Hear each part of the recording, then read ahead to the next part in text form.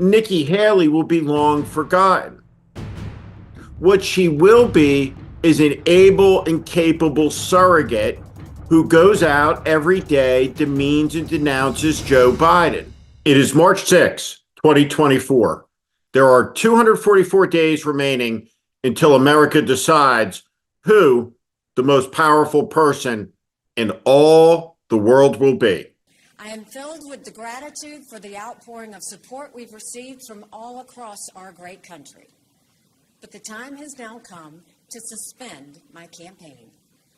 I said I wanted Americans to have their voices heard. I have done that. I have no regrets. And although I will no longer be a candidate, I will not stop using my voice for the things I believe in. It is the day after Super Tuesday, and so much of the national media coverage is delusional. Predictably so. It is as if that the results were a revelation of some type, as opposed to the most predictable outcome that has ever been. As boring and repetitive as the sun dawning over the East Coast on any given Tuesday. The fact of the matter is that Donald Trump has been the inevitable Republican nominee for some time. Donald Trump controls the party, the institution, at a national party level, at a state party level, at a county party level, and at a local party level in the overwhelming majority of jurisdictions where the Republican Party manifests and exists as an institutional and organized entity. Mitch McConnell has been ludicrously celebrated in the same way that Nikki Haley is being admired the day after her inevitable end in a race where the next event will be her inevitable endorsement of Trump, just like McConnell did. Donald Trump has insulted Mitch McConnell's wife with racial epithets. He has demeaned Mitch McConnell, declared him an enemy of the state. Mitch McConnell knows full well the madness, the insanity, the danger of Donald Trump cheerleading for Vladimir Putin to invade NATO states. He knows the stakes. And yet, Mitch McConnell, yet again, has picked tribe over country, has picked partisanship over duty, has picked Trump over America. Mitch McConnell has not stood in opposition to Donald Trump any more than Nikki Haley has. He has collaborated with the MAGA movement. He has capitulated to it over and over and over again. He has subordinated duty and what is right to what is wrong and expedient time and time again.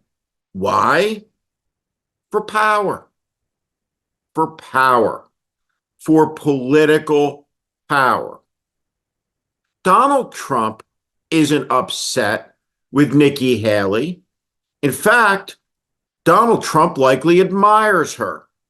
He admires the chutzpah. He admires the fact that she defenestrated all the men on the undercard. And she didn't really give him an inch, while at the same time, never throwing a punch.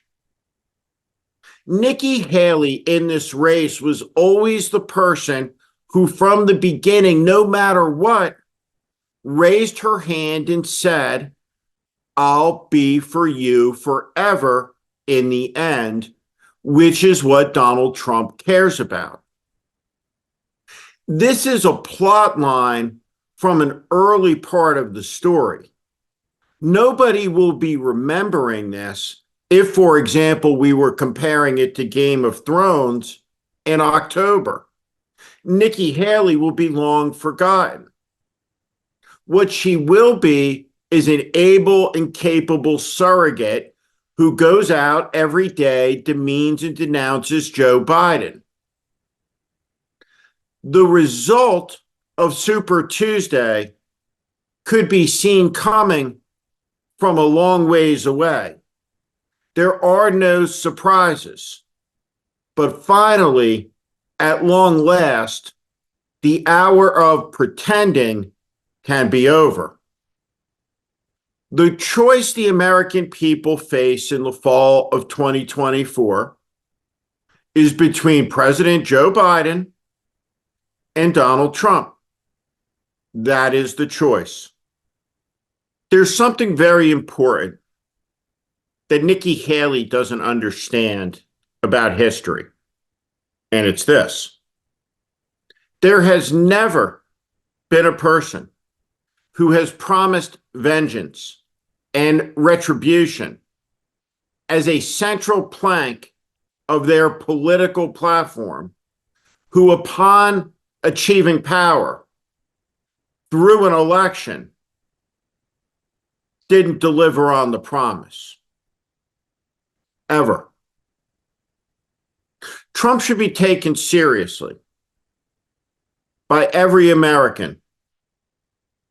This will be an unhappy election and an unhinged one.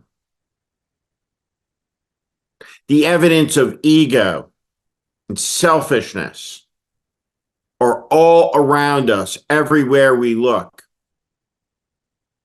It is a deeply unhappy choice, but it is as clear a choice as there can ever be.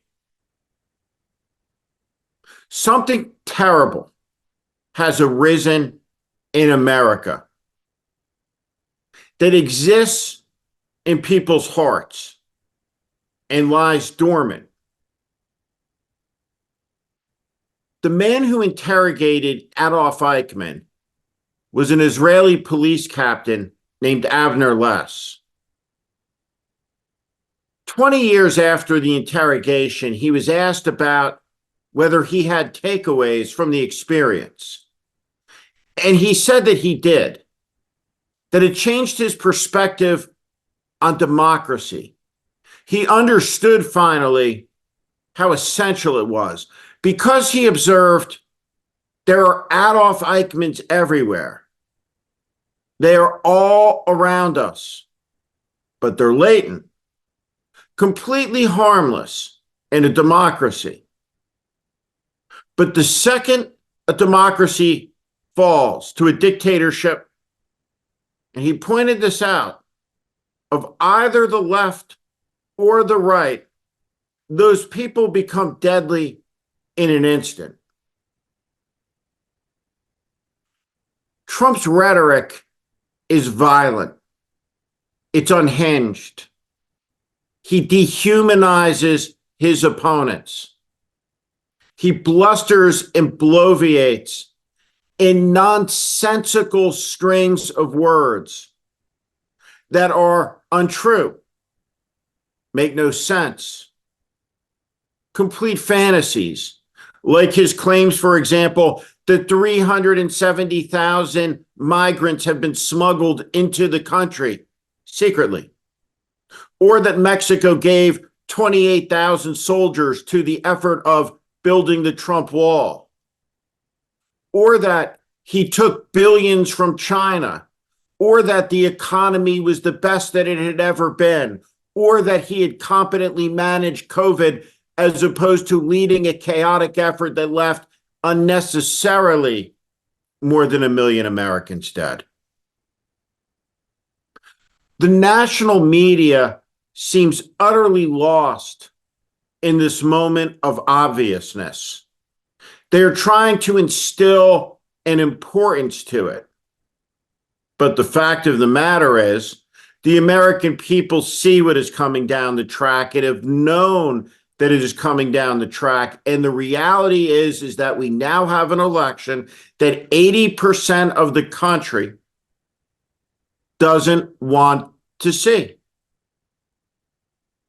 And from that election comes the most profound choice imaginable. Elections are central to the American way of life. There is no shortcut around them. Freedom is reliant on them. The rule of law is dependent upon them. And this isn't just the rules of a game to be gamed, where nothing matters more than winning. There is something that matters more. It is the perpetuity of the system, of the democracy, the sustainment of the inheritance that declares all of us are created equal and we all get a say, a vote. We get to write and author our destiny. We get to make things better. We get to perfect the union. This is a project about humanity, about the human being, about their ascendancy, about justice and its spread.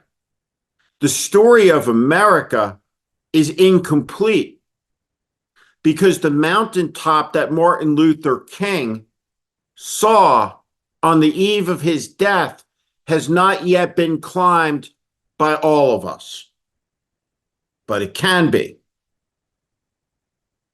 This election ahead will be one filled with lies and intimations of violence and scapegoating and blaming, nonsense talk, blustering lunacy.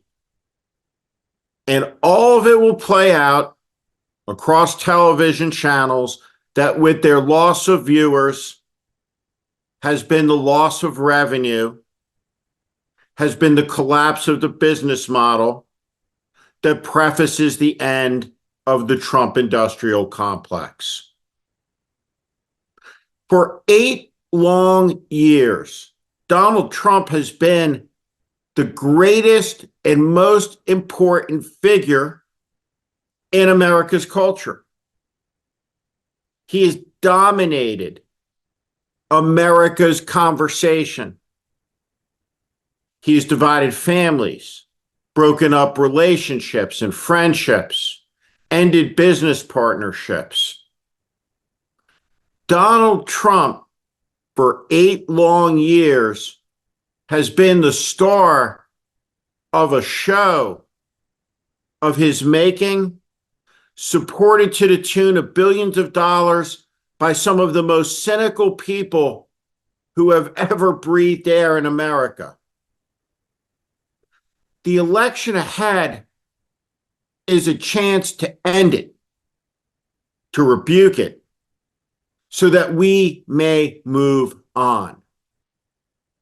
Even if we don't go forward anywhere and just inch along, that is better than falling backwards, where women have no control or agency over their bodies, where they need approval from men to get contraception. All of this is real. All of this is happening. The agenda of control, the dogma that holds one race is superior, that holds one religion is superior and right and moral, is very real. And it's very dangerous. That's what this election is about. Big things. And it's the duty and obligation of all of us to understand those things. Trust me, you're not going to find out about them on cable news.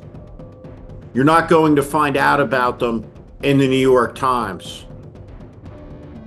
But nevertheless, the danger is staring you in the face, and it's time to wake up to it.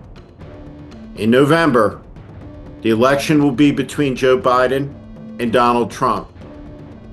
And though the choice is one that nobody wants, it's the clearest that anybody is ever going to get. Thank you for listening to my political commentary. If you like what you heard today, please also consider subscribing to The Warning, daily newsletter on Substack. Our democracy hangs in the balance. The 2024 presidential election is the most consequential in America's history. It's not hyperbole, it's a fact. That is why the mission of The Warning with Steve Schmidt is to help readers orient to the currents that are shaping our times and the unseen forces driving politics that are very rarely discussed on cable news.